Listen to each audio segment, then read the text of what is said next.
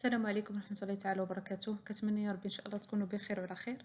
لاول مره كيتفرج في القناه ديالنا ما ينساش انه يشترك ويفعل الجرس باش يبقى يوصل الجديد ديال الفيديوهات ديالنا، واللي ديجا مشترك في القناه ما تبخلوش علينا بالجيم، وتخليو لينا اي سؤال عندكم واي كومونتير تخليو ليا في لابارتي ديال لي كومونتير. ولا عندكم شي سؤال يعني اللي مستعجل صيفطوه ليا في الانستغرام ديالي، راه نخلي لكم في لابار دو ديسكريبسيون. دونك على بركة الله نبداو الفيديو ديال اليوم اللي غنهضر فيه على البرنامج اوراش.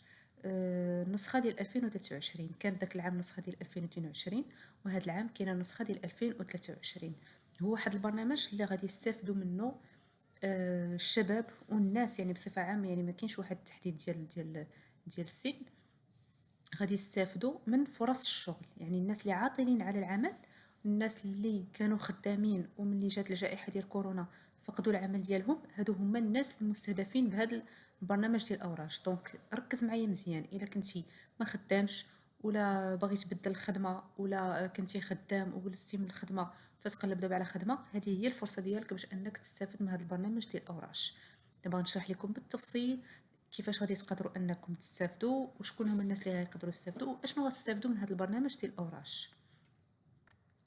هذا البرنامج ديال اوراش اللي عنات عليه الحكومه، الميزانيه ديالو هي 2 مليار فاصله 5 ديال الدرهم. فيه شقين، الشق الاول اللي هو متعلق بالاوراش العامه المؤقته، وهاد الاوراش اللي غادي يتم يعني التفعيل ديالها بشكل تدريجي خلال سنه 2023 مع تحديد نهايه السنه لتحقيق الاهداف المسطره. يعني ما غيكون واحد الورش ديال العمل غادي يتعلن يعني مثلا ديال 3 شهور و 6 شهور، فهمتي؟ هذا غيدخل في الخانه ديال الاوراش العمل المؤقته. انا غنشرح لكم بالتفصيل هذا الشيء كامل ان شاء الله في هذا الفيديو هذا. وكاين الشق الثاني ديالها غادي نسميوه النوع الثاني ياك، اللي هو كيخص الاوراش دعم الادماج المستدام على الصعيد الوطني. دابا اشنو كتستافد الى تقبلتي في هذا البرنامج ديال الاوراش؟ غادي يولي عندك واحد الدخل شهري مالي لا يقل عن الحد الادنى للاجر خلال مده الورش، يعني واحد الدخل الشهري اللي غادي يكون اكثر من السميك. يعني فهمتي؟ ماشي يعني ما غاديش يكون عندك اقل من السميك. وغادي تستافد من التغطيه سميتو الاجتماعيه بما فيها التعويضات العائليه الا عندك شي وليدات. الزوجه ديالك ان شاء الله غادي يوصلوك جميع التعويضات الخاصه بهم. والتأطير داخل الورش بهدف تطوير المهارات والكفايات ديالك. بحال دابا اللي كنتي غادي تخدم مثلا في شي ورشه ديال البناء، شي حاجه ديال غنعطي غير مثال هكاك، مثلا تكباس ولا مثلا ديال النجاره ولا هذا، غادي تستافد من واحد التأطير ان شاء الله في هذاك الورش اللي غادي تكون يعني تكون خدام فيه. وعاد من بعد الحصول على وثيقة من المشغل عند نهاية الورش المهني، يعني في الاخر فاش غادي تسالي هذاك الورش انت غادي تستافد من واحد الوثيقة، واحد لاتيستاسيون بحال نسميو اتيستاسيون دو طرافاي، بانك راك خدمتي في هذاك الورش واحد المدة معينة وتخلصتي كان عندك واحد المدخول شهري معين. هادشي علاش؟ هادشي باش غادي يعاونك الا بغيتي يعني تدفع لخدمه واحده اخرى ان شاء الله في المستقبل. هنا غتكون عندك بحال كيما كنقولوا واحد لا بروف اللي تقدر تعطيها للمشغلين باش تثبت بانك عندك واحد الاكسبيريونس في هذاك الدومين اللي انت خدام فيه. وغيكون عندك واحد الادماج لمده لا تقل عن 24 شهر مع دخل لا يقل عن الحد الادنى للاجر. كيف ما قلت لكم ما كيقلش على الحد الادنى للاجور، وهادشي غادي نشوفوه ان شاء الله بالتفصيل من بعد. زائد انك غادي تكتسب واحد التجربه مهنيه كما قلت غادي تفيدك في المستقبل، انك لو بغيتي تعاود تدفع لشي خدمه واحده اخرى. دابا نكملوا ونعرفوا شنو هو هذا البرنامج ديال الاوراش. شرحنا شنو هو هذا البرنامج ديال الاوراش. فيه 250 فرصه عمل، يعني 250 واحد اللي ان شاء الله غادي يشتغل وغادي يستافد ان شاء الله من فرصه عمل، اللي كما قلنا يا اما على شكل في اوراش مؤقته. بحالاش مثلا غادي تكون واحد مثلا الدوله بغات دير اصلاح ديال المسالك الطرقيه، واحد الورش فيه 6 شهور ولا فيه 3 شهور ولا فيه 8 شهور انت غادي تخدم فيه. عندك مثلا التشجير، عندك محاربه التصحر وزحف الرمال. هادو هما الاوراش اللي كيتسموا اوراش مؤقته. النوع الثاني اللي هو اوراش لدعم الادماج المستدام، بحال دابا مثلا محو الاميه والتعليم الاولي، مثلا الاعتناء بالاشخاص المسنين، مثلا تمشي تخدمي تعتني بشي شخص مسن ولا شي شخص مثلا مريض غادي تكلفي به. الخدمات الشبه الطبيه، المطعم المدرسي، الناس اللي غيخدموا مثلا في لاكونتين ولا في المطاعم المدرسيه الى اخره. وهذا البرنامج اوراش ما كيتطلبش انه تكون عندك واحد المؤهلات بصفه نهائيه، وهذه الحاجه المزيانه فيه، انه الانسان اللي ما عندوش مؤهلات، ما عندوش مثلا دبلومات، يقدر انه يشارك فيه ويستفد منه. تبعوا معايا في هذا الفيديو، راه غادي نعطيكم معلومات زوينه بزاف اللي غتمكنكم انكم ان شاء الله تكونوا نتوما من الناس اللي غيتختاروا في هذا البرنامج ديال اوراش. كيف ما قلت، برنامج اوراش هو واحد الحلول الفوريه للناس اللي ما بقاوش خدامين بسبب الجائحه ولا ما قادرينش حاليا انهم يلقاو خدمه. راكم عارفين هي ظروف الخدمه ولات دابا صعيبه شي شويه باش الانسان يلقى خدمه، ولكن مع هذا البرنامج اللي درتو الدوله ان شاء الله غادي تيسر الامور. برنامج اوراش هو واحد فرصه عمل في الاقليم ديالك. باش نكونوا واضحين، كل واحد على حسب الاقليم ديالو غادي يتخلقوا واحد الفرص الشغل. مثلا نعطيو مثال ديال مثلا اقليم، نقولوا مثلا نهضروا على مدينه المحمديه ولا هذه، غادي تخلق ما بين 1000 و 1600 فرصه عمل في كل اقليم. يعني ان شاء الله يعني كاينين حظوظ كثيره باش ان الانسان انه يتقبل في هذا البرنامج ديال اوراش. زائد ان برنامج اوراش هو واحد الفرصه ديال العمل في عده الميادين كما شرحت لك. تقدر تخدم في البنيات التحتيه، تقدر تخدم في الانشطه الرياضيه والثقافيه، في التعليم الاولي، في سميتو محاربه الاميه، في الخدمات الشبه الطبيه الى اخره. يعني كاين بزاف ديال فرص العمل في عده ميادين ان شاء الله باذن الله. انت كشخص اللي كتقلب على خدمه، ولا شخص يعني كنتي خدام ودابا ما بقيتيش خدام وبغيتي تقلب على فرصه جديده، شنو غتستافد؟ غتستافد واحد فرصه عمل في الاقليم ديالك اللي انت محسوب عليه، ياك؟ غادي يكون عندك واحد الدخل شهري تقريبا 2828 درهم خلال مده الورش. بالنسبه للاوراش المؤقته، الا كان ورش مؤقت مثلا ديال 6 شهور، غادي تستافد يعني من داك الدخل الشهري لمده هذيك 6 شهور. ولا الا كان خلال 24 شهر بالنسبه لاوراش دعم الادماج المستدام. دونك هنا متفقين في هذه النقطه هذه.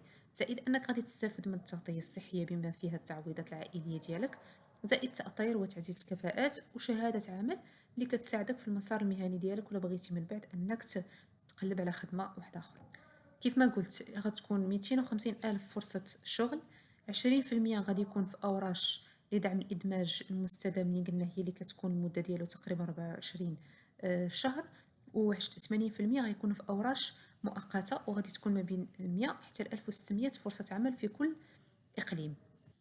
دابا من بعد ما شفنا هاد المعلومات كاملين، غادي نمشيو سميتو لابارتي المهمه جدا اللي بغيتكم تركزوا معايا فيها. المهم هاد المعلومات راه معلومات مؤكده، وباش نشرح لكم شنو اللي غادي يوقع من بعد. دابا باش تفهموا بخلاصه شنو اللي واقع. دابا خرجت دابا الدوله شنو غادي دير؟ غادي تدعم واحد الشركات، وغادي تدعم تعاونيات، وغادي تدعم يعني مقاولات صغرى باش انها توظف ناس جداد. دابا هاد المقاولات وهاد الشركات وهاد التعاونيات حطوا لي دوموند ديالهم باش هما يستافدوا من هذا الدعم. من بعد دابا غادي حاليا دابا راه خرجت وقيله لا ليست ديال هاد الجمعيات وديال هاد الشركات. دابا هما من بعد غادي يخرجوا يديروا دي زانونس، غادي يخرجوا فرص العمل، هما اللي غادي يانونسيو بغينا مثلا نخدموا، بغينا نخدموا معنا مثلا 2 ديال النشاره، بغينا نخدموا 2 ديال لي ميكانيسيان، بغينا نخدموا 3 ديال البنايه الى اخره. دابا هذا هو الخلاصه ديال البرنامج ديال الاوراش. ولكن الفقره المهمه، انا ما هضرش دابا على الفقره ديال اللي كتخص الشركات، انا كنهضر على الفقره اللي كتخص المواطن، كتخص الناس اللي بغاو انهم يخدموا ويستافدوا من هذا البرنامج اوراش. دابا غادي نعطي واحد التوضيحات مهمه بالنسبه للشباب اللي باغيين يستافدوا من هذا البرنامج اوراش. اللي بغى يستافد من برنامج اوراش خصو يكون مستعد، يعني في اي لحظه مستعد، يعني عندك ورقك كاملين، عندك كلشي داكشي اللي غيخصك ان شاء الله باش غادي تدفع. وانا غنتبع معكم ان شاء الله فيما غيكون شي جديد غادي نحط لكم فيديو باش نشرح لكم فيه كاع الديتاي. دونك خاصو يكون مستعد بخصوص طريقة الاستفادة من برنامج أوراش. انطلاقا من بداية مارس، يعني من هذا الشهر إن شاء الله الرحمن الرحيم، غادي تقوم هذه التعاونيات والجمعيات والمقاولات اللي قلت لكم عليها، ياك، من بعد ما خرجت اللائحة ديالتهم اللي تم اختيارها بنشر إعلانات خاصة لمن يريد العمل في إطار عقود عمل مؤقتة. وبالتالي عليكم نتوما دابا الشباب اللي بغى يستافد يوجد الملف ديالو ويبقى متبع لاي حاجه كتنشر على مستوى الاقليم ولا الجهه ديالو، وضروري خصو يتواصل مع لانابيك باش يتابع جميع المستجدات والاعلانات الخاصه. واهم حاجه هو انك تكون مسجل في لانابيك. يعني من بعد ما غتشوف هاد لا فيديو هادي ضروري غادي تدخل لو سيت ديال لانابيك وغادي تمشي وتسجل، ولا غتمشي عندهم سوغ بلاص وتقول لهم اللي ما عارفش غيقول لهم انا بغيت نتسجل عندكم في لانابيك. ولا كنتو مهتمين خليو لي ميساج لتحت قولوا لي عافاك ورينا طريقه التسجيل في لانابيك وندير لكم فيديو عليه مفصل فيه الطريقه بجميع التفاصيل ديالها. دونك البدايه غادي تبدا بالاقاليم اللي بداو في المرحله الاولى اللي ديجا تنشرت فيها اللائحه ديال التعاونيات والمقاولات، ومن بعدها الاقاليم اللي جات في المرحله الثانيه، حيت داكشي غيجي بمراحل. اما باقي الاقاليم غادي تبدا ان شاء الله بعدهم، لان تعميم البرنامج غادي يكون غدا. لكن اعلانات التشغيل مازال حتى تدوز مرحله نشر الاعلانات كيف ما الاتجاه اللي قلت لكم عليها، او مرحله اختيار التعاونيات والجمعيات والمقاولات. بعدها غتبدا عمليه نشر اعلانات التشغيل، لكن اغلبها ان شاء الله غادي يكون في هذا الشهر ديال مارس او في الشهر ديال افريل. للتذكير الاوليه في التشغيل غادي تكون الناس اللي كانوا خدامين، هذه حاجه مهمه خاصكم تعرفوها. يعني الناس يعني اللي كانوا خدامين وتوقفوا عن العمل بسبب كورونا، بشرط انه يكون مصرح بهم في لاسينيسيس من قبل.